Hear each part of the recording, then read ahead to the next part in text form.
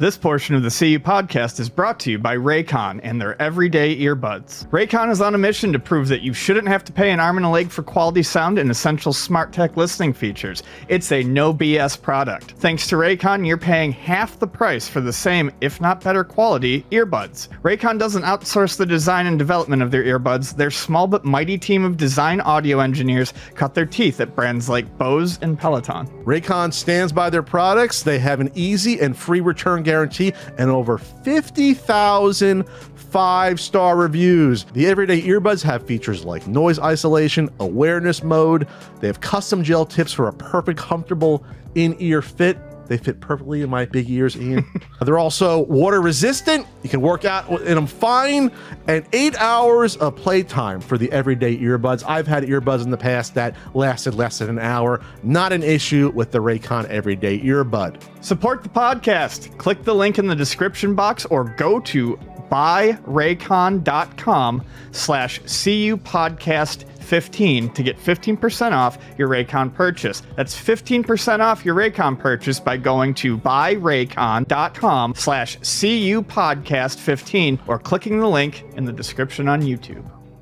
All right, Ian. Yes. you said I'm that you're out of breath.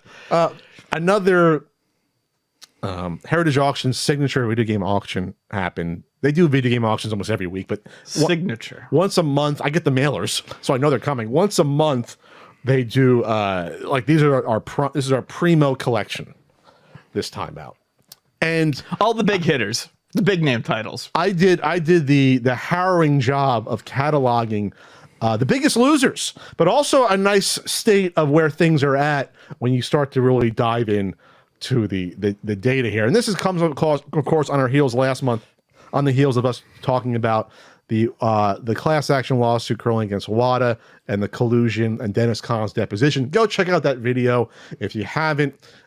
We laid out in Dennis Kahn's own words why the $100,000 Super Mario Brothers sale that started this entire speculative bubble was likely a sham, which we knew, but in his own words, he says, yes, it's a sham.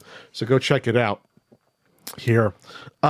So you want to start with the biggest losers or the most interesting stuff here? What would you rather do first, Ian? Let's go with the interesting stuff. Interesting things here that happens, because throughout the glut of just sealed garbage that people are trying to pump up, like their version of NFTs, there are some actual rare, interesting items that get inserted here and there into these. Oh my God. Oh, my stomach. The Game & Watch Mickey Mouse panorama, what condition was that in? It was in pretty good condition, and you can look it up. Why? Because I had one a long time ago. I sold it for about $150. But it wasn't sealed, though. No, it wasn't sealed. It was not. First of all, there's this item that used to always come up 15 years ago, 20 years ago, and all like the rarest video games. And that was Ultima Escape from Mount Draft for the VIC-20. I know all you VIC-20 fans out there, you know, you were chomping at the bit. But for some reason, they did not produce that many of them. I have never seen one in person, personally. Maybe I saw a cassette in person, not the box. This went for $3,100, and I mean, the box is destroyed. It is. It's gross. But also, weirdly published by Sierra. Yeah, Sierra. Yeah. They publish some games here and there on consoles and things. No, like I just mean the fact that it's Ultima. I just thought that was odd. That may be the reasons why they didn't produce that many of them. Yeah. But it's always brought up, like all those lists, like NWC cart, Mr. Boston on the Vectrex, which I still want one, by the way. I almost bought one years back. So that was a weird one. An NWC, a 6.5 NWC cart with badges and a receipt went for $84,000. It seems to be that the NWC carts have settled into this price range, 50, 60, 100, a little more, for varying degrees for these. For the gray ones, obviously, the gold ones haven't gone off in forever. There hasn't been a gold public sale in 15 years, it seems like, at this point. So that was an interesting one. I thought this would go for maybe a little more, because I don't know, the individual patches aren't worth much, but sometimes you get the ephemera attached, and it's like, oh, this is cool. You know, having the receipt, I think, is just funny there. Tech Mobile prototype for $2,200. That's interesting because that didn't seem overly inflated. A popular third-party NES game prototype going for a couple grand isn't shocking to me. even though I think it might have been just a sample, not a prototype, but whatever. Right. The things I like the best are like the Mario Power merchandising jacket and Mario and Yoshi jackets. They went for about several hundred each. Star Fox Weekend cart went for 7.5 thousand. Moving on, a sealed Superman for Atari went for 4.8 thousand. LOL, I wrote down in my notes. That's ridiculous. Yeah. Ridiculous for that. Legend of Zelda test cart went for 5.5 thousand. Those have always gone for the most expensive of all the test carts. Yeah. I'm always very wary of those. I've literally had someone in person at a convention say, "Hey, Pat, I just bought this. Verify that this is real." And I say to them, I do not know. Right. Because the problem with those carts for both that and the Duck Hunt, the boards are identical. Yeah. So in theory, for a Legend of Zelda, you can peel the label off of a regular Legend of Zelda, get the board of a regular one, as long as you have a test cart, a cheaper yellow test cart, slap it in, and it's now worth 3,000, 4,000, 5,000 more. Right. That's the problem with those. And the one I looked at, I felt bad because there was bubbling on the label, which is a lot of times an indication that it was taken off and reapplied. Yes. So I didn't say it was fake. I said, I don't know. I'm not the person to. I just felt weird. So if you can somehow they verified it was real, God bless them. I don't know a way to do it. There's like no definitive way that I've heard of that you can verify one of those. It's like a crapshoot on those. You're not just buying another cheaper test cart with swapped labels and boards. Right. On there. Steam events, 18.6 thousand. I tell you what, that Plucky Steam events, just card only, it's still going for a lot. Like there's still, I guess, people trying to complete their collection or make a keepsake. Well, at this point, it's different from other genuinely rare games, I think, because it's popular. It's known. At this point, it's probably, I would say, after all sorts of shitty, misleading news articles over the years and this, that, and the next thing, I would say of the rare video games, that's probably the most, I would say that's the one that's closest to a household name. Not that any are, but I would say among video game collectors, stadium events is probably the most. It's known. It's one of them. That if you ask someone, they're probably going to say like that Panzer Dragoon Saga. Like these are the ones that I think everyone knows of. You think it's on that list? Yeah, as of like a top. Congratulations, top crappy game you broke through. And then this one was interesting to me. 26,400. A Super Mario Brothers, the Famicom one sealed. The Famicom one, not the NES. And that's interesting because I don't recall Famicom games being auctioned off for that much money in the past. I am not an expert on regular Famicom games and how they're sealed and whatnot. That's just interesting to me. I don't have much thoughts about that. I would just say this: if you're an American collector getting into Famicom, I'd be really careful because you don't know what the hell's out there in Japan. Like you don't know what the state of the market is. You don't know how often they come up. That's all I have to say about that. But that is interesting because that's actually the country of origin. Right. And I was going to say it's interesting because Japan doesn't. The collector scene in Japan is entirely different than what it is over here. Mm-hmm. They tend to move on. And people can correct me, but at least when I was looking into it maybe 10 years ago about why the import market is cheaper, one, it's, they produced tons and tons of this stuff when it was popular over there. But the other thing is just that there really isn't much of a retro game collecting scene over there. Now that may have changed, but I know 10 years ago it's not that it doesn't exist. It's just in a very different form and smaller than it is here. That makes sense. And then a few more, a Max rifle for 7,500. Yeah, I see them offered at conventions for 5,000 or 10,000 in there, so that's not shocking. Is that the vibrating light gun? No, the M16, the one that the Army used to train. Oh, okay, gotcha. Yeah, because it's like super precise. If you actually, I got to test one at a convention a year or two ago. Well, I've held them, but yeah, they're chunky. I got to play with the feedback one, but I didn't get to play with that. There was a feedback one? Oh yeah, the guy had it. There's one with there's a rapid fire like feedback. He had it at Long Island. I told you to go check it out. It was like 2 years ago. Or maybe then I played it there and forgot. I think that's what it was. I forgot. I don't think it was the Max M16 because I told you to go play that. Oh, you're talking about the Konami one that came out in Japan. You're talking about the Famicom Konami machine gun. Uh-huh. This is an actual M16 like Army training thing. The Max Super Nintendo. Oh, gotcha. Okay. Yeah. This was interesting. Sealed second and third gen iPhones for 3.3 and 3.6K. I thought I saw a Gen 1 iPhone on there too. I didn't see it. What's interesting about that is this. There are Apple collectors out there. Oh, there definitely are. But for phones that were made in quantities so incredibly large that they didn't sell all of them, you know that. And there has to be sealed ones of every generation laying around. I mean, these are phones they made hundreds of millions of, some of these. So there's a first generation iPhone here that sold for $21,600, that auction. However, immediately there's a make offer to owner for $27,000 or more button underneath. That's not my market. I'll just say these are, I mean, we talk about mass produced between games and iPhones. The step up is gigantic at that point. Maybe not so for the lower gen, the earlier for the ones or twos. For the ones or twos. By 3, especially 3S. 3S is when everyone adopted the iPhone. iPhones were sold. I feel like 3S is like, at least everyone I knew was finally getting an iPhone. Okay, there was less. First gen was only 6 million only. But it is less. 6 million, yes. 6.1. So maybe by second and third, the jump ups don't make sense anymore in terms of the amounts. Right. You're right. Maybe first gen, get in early. 6.1 is, I mean, there's still sealed ones out there. Yes. That's what it says. That's sales. That's not produced. That says sales. They produce more than that. So we'll see. Okay, what's next here? Oh, and then we'll get into this later, but this is how I know the bubble. I don't want to ever say burst because it's still coming back down. All the random third-party NES seal games we used to laugh at the prices from 2 or 3 years ago. Those have come down to earth on some of them. Like you're not seeing $8,000 Star Voyagers anymore, like you were. No. So a couple of examples here that I have here that Ian, I have the pictures of some of these there. And these are the exact, and I mean the exact same ones. I went and checked, saw the back of the case picture and looked at the serial number for the water grade. Felix the Cat went from 10.2 thousand in July 2021. You know that hot IP Felix from the 1950s.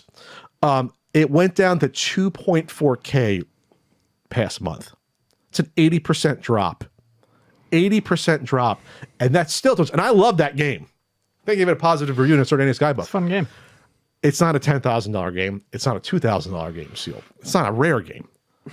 Last Action Hero halved in price. Same one. I didn't even report the price because it probably didn't matter that much. No. That's actually a very uncommon game. That's interesting to me. But again, I mean, if you look at the stuff that we talked about earlier, the interesting stuff, you know, it's not...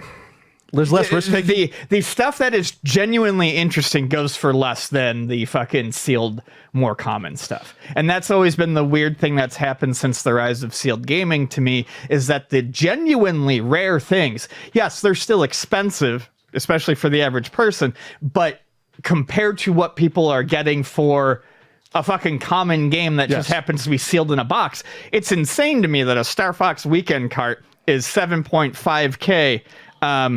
But a Final Fantasy sealed for the NES is more than that at 7.8K. It's just insane to me. Yeah. And then lastly, an actually rare NES game, Swordmaster. Yes. It was 15.6K, and I would have said that's too much money back then, in October 21, down to 5K. So that's a drop, Pat math, of like 70% or so. So we're not at the pre-bubble prices yet. No. But on this trajectory, we may get there next year or so. If these come up often enough, and again, a lot of these are the same one where they're dumping games. These folks realize, I got had. I'm taking a big loss on these. Oh, yeah. I'm an idiot. Right. I might have, maybe Ian, I invested in 20 or 30 games. I'm out $200,000. Maybe my neighbors are too. I'm a dentist. I'm out 7 figures. If I'm Mr. Nyerman, I'm out convincing my friends. By the way, neighbors. I didn't bring this up, and I'm actually trying to be sympathetic to the good doctor. When he found out about the orchestration of the Super Mario Brothers sale for $100,000, I wonder what he thought about it. Would he have started an LLC and got friends and neighbors to invest in a business venture to invest in sealed games if he had known that maybe that sale wasn't on the up and up? I don't know. I'm just saying.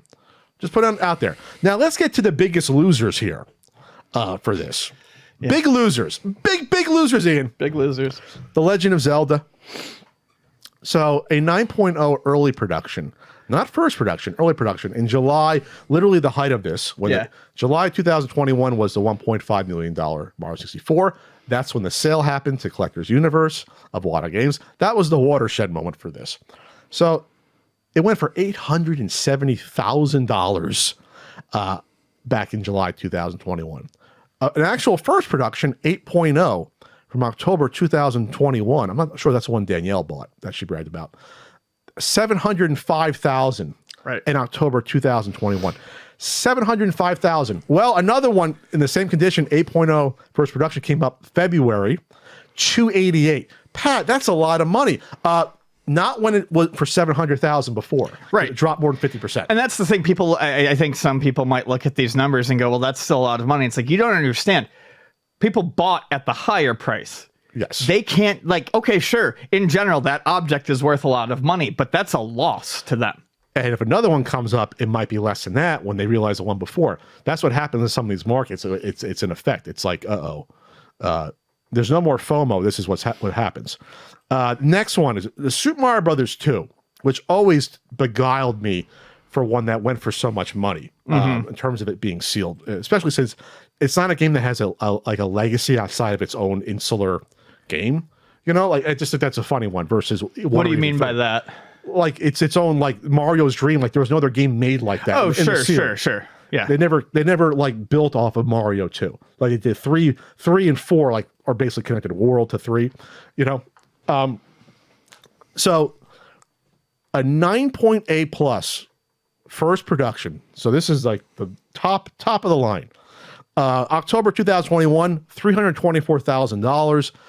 Recently, $114,000, a loss of $210,000. That's a loss, Pat math, of about 60-something% right there.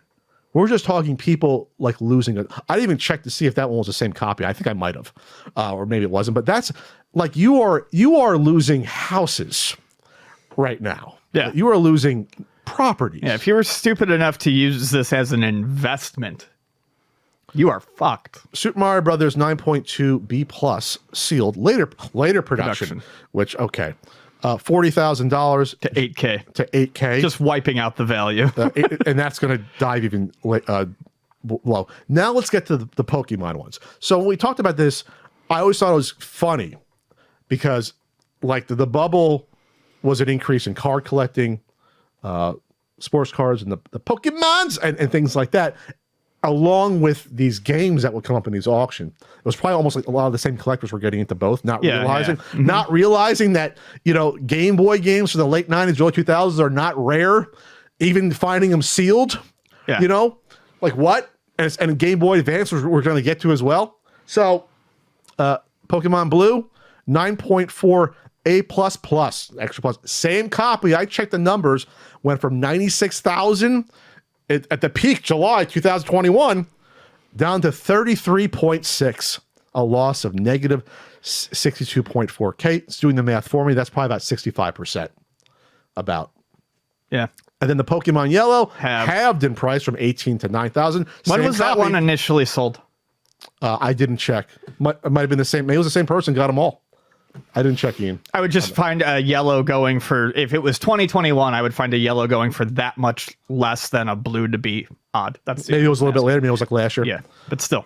These are even better because these are newer. These are Game Boy Advance. Now you're in the 2000s. We always say, once you get to the 2000s with sealed games, I would not touch anything. Once you get to 2000s, just wait and see, because you don't know how many are out there. People are now collecting for real. A lot more established game collectors that are holding on to this shit. Yeah. No, absolutely. We're in that era where like now you've entered the era where collecting is a thing, so you have no idea what the actual amount is. People could be holding on to these. It's like 70s for sports cars and 80s when people are starting to hold on to everything. Right. Nothing past the 60s is like rare for sports cards, and like it's just not, because those are the kids that grew up having them thrown out. I'm keeping everything now, so same thing with that. Pokemon Sapphire, 9.88 plus, April 2021, 50.4 thousand, down to 15.6. A loss of almost $35,000. Holy shit. Jesus. Very similar proportionate drops what you're talking about, which is like 60s to 70% range, a lot of these. All right, let's get to our good old N64. There's a couple examples here. And I think they have a big N64 one coming up. Oh, like specifically just N64? That's their next signature auction says 8 to 64-bit. I dare you to auction off a high-end Mario 64. If that Mario 60, yeah, holy shit. You, or a high-end Mario Kart. But here's a couple of, you had an 8.5A Super Mario 64 from 31,000 down to 3.4. Holy shit. We're talking now you're getting to like 90% losses here. A Final Fantasy VII misprint. This was always one that boggled my mind that you would get into these. Misprints? Yeah, because those were not super rare, those misprints. I had one. Sure. Some things that are considered misprint, like I love to see an auction for Strider 2 go up on eBay because they're always like misprint rare. I think every copy of Strider 2 that was released in the US was that misprint. I didn't know that. Yeah, Strider 2, there's a disc with Strider 1, and then there's a disc with Strider 2, and Strider 2 is on the Strider 1 disc, and Strider 1 is on the Strider 2 disc. They just printed the wrong thing. Yeah, I think that's all of them, but you always find someone. I even had someone come into the store once and try to trade one, and they're like, I think mine might be really rare because the games are on the wrong disc. I'm like, man, that's all of them. All right, so Final Fantasy VII 9.8 plus went from, well, first of all, a 9.8A plus, worse condition, went for 33,600. This better condition one went for only 15. It's not good when the better condition one goes for half of the last one. Less than half. It's negative 18,000. Super Smash Brothers 9.4A plus. This one is interesting to me. The Smash? Yeah, because an A plus plus went for 144,000 when July 2021, when we were like, this is nuts. One went for 72,000 January 2022. This one says this one went for only 7.8 thousand, or a drop of about $137,000 since the height. The auction, Ian, said box printed in USA. I looked at it and I was like, box printed in USA. I looked on the boxes. I looked at both auctions, the one that went for 144, the one that went for 7.8. The boxes even look identical, and the WADA details on the front label with the details were identical. So I don't know if they were trying, I'm not saying they're trying to manufacture a difference of why this is going for a lot less, but it was a huge drop. It might have been an error in the listing, but it was a drop. I don't give a shit about the extra plus, whatever. I still have yet to see the difference between an A plus and an A plus plus that makes sense. Well, it doesn't have to make sense to you, though. It just has to make sense to the idiots buying it. Oh, sure, but is that plus worth $136,000? I mean, probably not. So anyway, that was a weird one. And now going to back to these NES games. Battletoads 9.88 A plus. It was the same copy, Ian, with different photos. I looked at the photos and I was like, huh. Weird. It looks like just on the surface, it looks to be the same. Like I saw a crinkle. I looked at the numbers in the back. Same copy. 40.8 thousand down to 13.2. A loss of 37,600. So they took pictures of that, which means it definitely left their offices and came back probably. I'm not saying they're trying to hide some of these by taking different photos versus not, but I think we're at the point now where these people are starting to dump these, and it's obvious when they're the same copies 2 years later, 3 years later. It means that these are the people who bought into it bullishly, and now 2-3 years later, they're like, well, this was a bust. Yes. Saw it with the Felix the Cat, the Final Fantasy, the Last Action Hero, the Swordmaster. So I guess the question is, the people now buying in, do they think they're getting a bargain? Now the prices will go back up? Are they actually collectors that actually want these things? Or do they think that, the market's solidified and now they're going to go up eventually again? I don't know. Yeah, I don't know. I feel like it would be I feel like anyone who's treating this as a buy the dip situation is too far gone. But you know that the people that are dyed in the wool are saying buy the dip. Oh, I know. because I can't fathom these games. Well, if it was worth 200,000 2 years ago, why is it only worth 30,000 now? No, we told everyone this is worth stuff, so that's what we're going to do. It's worth stuff, so we're just going to keep trying. Is it still correcting? Yeah, I was told a year and a half ago when I was confronted at PRGE. It was a market correction. I was told it was just a correction. Is it still a correction when it keeps going down a year and a half later? How long does it correct for? Years? A decade? What is a correction? A crash? Like what is that an actual, is there a definition for that? I just want to know. Because if it keeps dropping 70% year over year, is that still a correction? I don't know. All I know is this. Some of the NES games I saw were now, some of the random third-party seal ones, were struggling to crack $1,000 again. Right. Which is where a lot of this stuff kind of was. Yes. 5 years ago, before it got pumped up.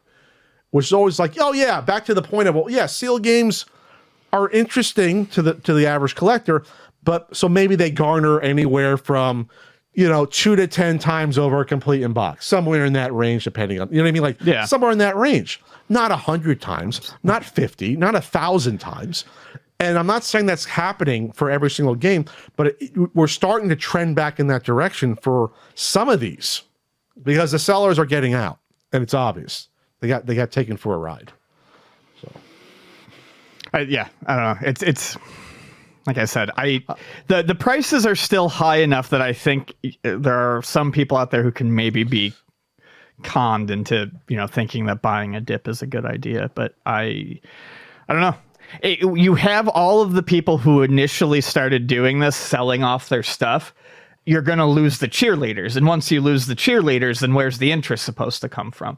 Then you're just going to go back to regular collecting. Yeah, because the people that are dumping the stuff they got conned into buying, basically. They're not going to stick around. They're not, and they can't cheerlead because they just realize I lost a ton of money. Right. So who's left to keep pushing it? When something comes up this inorganically, there's not going to magically be people to fill that vacuum. Yeah, the original owners that sold this, they made their money. Some cheerleaded, some didn't. The people that sold all those Atari games that they're no longer auctioning off, holy shit!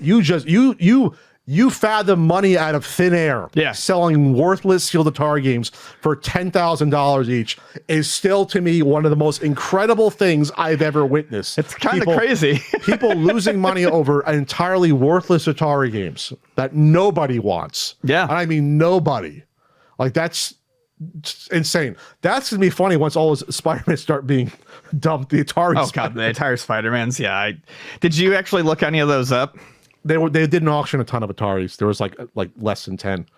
Trust me, I'll look out for Spider-Man. I'm on the lookout. Okay. The next time we podcast, I'll look some up just to see the drop from 10,000 down to where they should be like $30 on there. And that's all I want to say.